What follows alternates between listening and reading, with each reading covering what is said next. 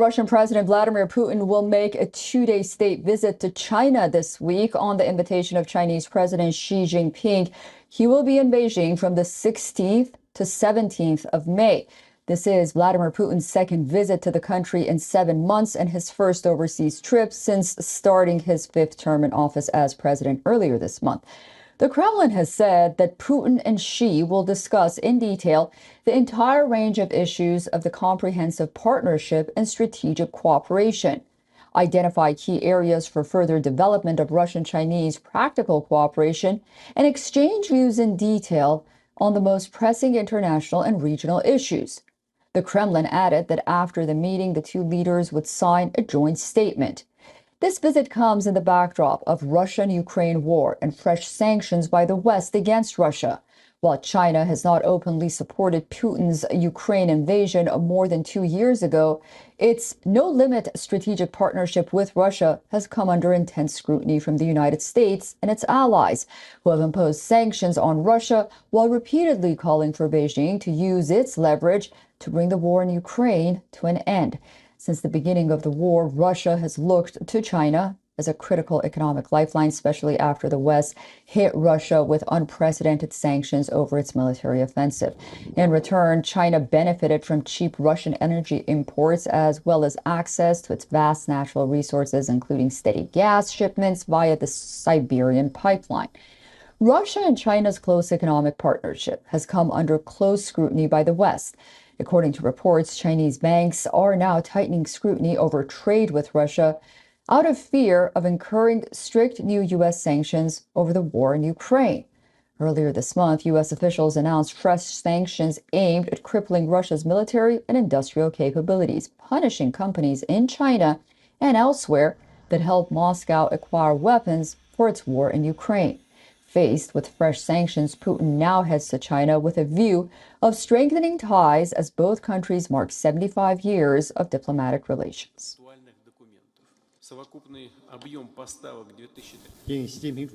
At the invitation of President Xi Jinping, Russian President Vladimir Putin will pay his first visit to China since starting his new term from May 16th and 17th. During the visit, President Xi Jinping will exchange views with President Putin on bilateral ties, cooperation in various fields, and international and regional issues of common interest. In the context of the 75th anniversary of the establishment of diplomatic relations between China and Russia, we will release details about this visit in a timely manner. To discuss Sino-U.S. trade and Vladimir Putin's upcoming visit to China, we are now joined by Elizabeth Loris, non-resident senior fellow at the Atlantic Council Global China Hub. Elizabeth joins us live from Washington, D.C.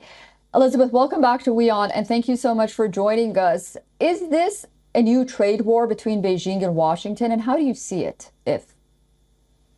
This is a continuing trade war. We know that President Trump imposed pretty hefty tariff duties and other restrictions on Chinese imports, claiming that for many, many years, China had treated U.S. businesses unfairly, as well as put import restrictions and, required technology transfers for U.S. companies operating in China. So this continues, of course, under the Biden administration. What's interesting about these most recent tariffs, as you indicated, 100% tariff on EVs, 50% on solar cells, 25% on steel and aluminum, is that a lot of this is targeted toward those battleground states that will largely determine who is elected president in November of 2024. If you look at the CHIPS Act that the Biden administration had pursued and passed, that includes a lot of subsidies to a lot of American companies. These industries are part of that CHIPS Act. So this is actually to protect American industries. Now, it's bad for American consumers, but it's also bad for American businesses. Consumer prices will certainly go up. And why is it bad for businesses? Well, with less competition, they will not have to improve their product as much. And so their products may not be as good as if there were competition, and they will certainly cost more. Now, what's interesting is nobody buys Chinese EVs in America right now. This is, of course, to prevent them from coming into the market. China has overproduced EVs, and they're at very, very competitive prices. And so the idea is to prevent them from coming in. But again, why now? Why impose this 100% markup on cars that aren't even coming into the United States? And it just looks like a political move by the Biden administration to indicate that it's tougher on China than the Trump administration has been, and indicates that it would be if it comes back in January. So interesting. And many ask, why can't the world's two biggest economies just find common ground, notably on trade? Well, the common ground, well, certainly from the U.S. point of view, the common ground would have been, employing market forces in trade. When China joined WTO, 25 years ago, it had agreed, to abide by market forces, although it did join as a developing country, so it was able to subsidize, some industries and state industries. Of course, the United States says that is China, has not followed through. Of course, we know in China, the state is the major economic player rather than the market, and the state serves the CCP. And so the United States says, you're supposed to play by market forces. China says, well, you just, impose huge tariffs on us. So this is, the pot calling the kettle black.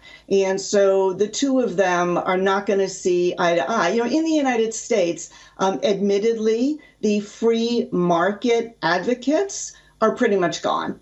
It's much more about protecting the American industry, whether it be, Biden administration or Trump America First. So each sides are looking to protect. So they're not going to find common ground if they're both protecting their own turf.